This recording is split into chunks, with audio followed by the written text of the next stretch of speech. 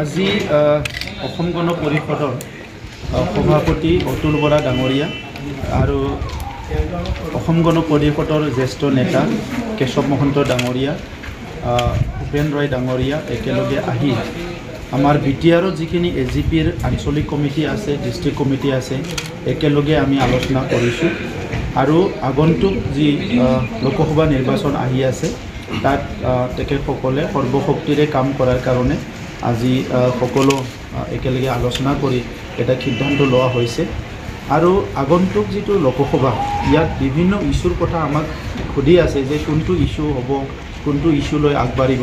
এতিয়া যিটো কথা আপুনি সুধিছে যে নেক্সট নিৰ্বাচনত শান্তি সম্প্ৰীতি কথা লৈ পেলাই আমি যাম নেকি, সবচে বিটিআৰত সবচে মূল কথাটোৱে আছিলে শান্তি সম্প্ৰীতি আৰু নিৰাপত্তা।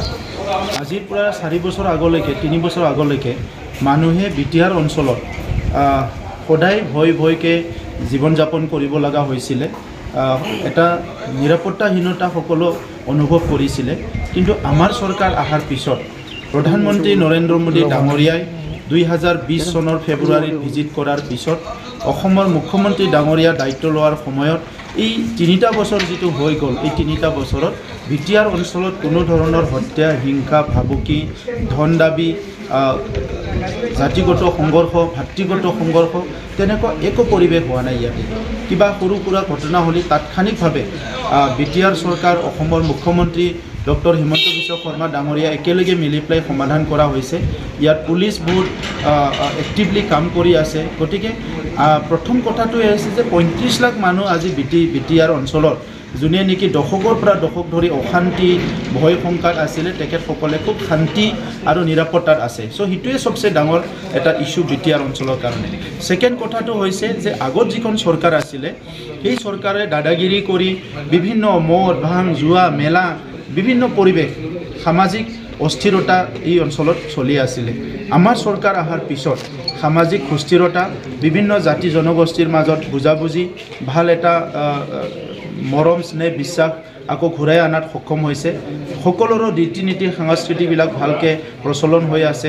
এই আটাইবোৰ কথাটো লৈ পেলাই আজি বিটিআৰ অঞ্চলত বহুত ডাঙৰ এটা পৰিৱৰ্তন আহিছে, যিটো নেকি আগৰ BPFৰ চৰকাৰৰ সময়ত আগৰ নেতৃত্বই এই কথাবিলাক গুৰুত্ব দিয়া নাছিলে।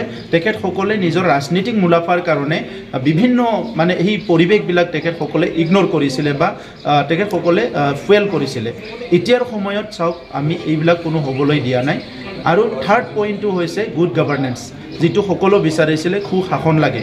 সুশাসনৰ কাৰণে আমি চৰকাৰত ছেক্ৰেটাৰিয়েটৰ লৈ পেলাই ডিষ্ট্ৰিক্ট ব্লকলৈকে আমি আলোচনা কৰিছোঁ, ট্ৰেইনিং কৰিছোঁ, পৰ্যালোচনা কৰিছোঁ, বিভিন্ন মিটিং কৰি নিৰ্দেশ দি পেলাই এতিয়া ষ্ট্ৰীমলাইন হৈ গ'ল। আমাৰ সময়ত অফিচাৰবিলাক বিটিআৰত থাকি ডিউটি কৰিব লাগে, অফিচবিলাক সময়মতে হয়, কাম কাজবিলাক সময়মতে হৈ আছে আৰু প্ৰায় 5000তকৈ অধিক চাকৰি দিয়া হ'ল, আঠানা পইচাও ঘোচ ল'ব পৰা নাই। তেনেকুৱা এটা পৰিৱেশত আমি কাম কৰি আছোঁ। গতিকে আমাৰ হাতত ইছ্যু আছে। এই ইছ্যুবিলাক লৈ পেলাই ৰাইজৰ লগত যাম আৰু ৰাইজে ইতিমধ্যে বিটিআৰ অঞ্চলৰ য'ত যায় আপুনি মুখে মুখে চবৰে কথা শান্তি সম্প্ৰীতি নিৰাপত্তা উন্নয়নৰ বিটিআৰ যে হৈছে এইটো চবে মুখে মুখে ক'ব।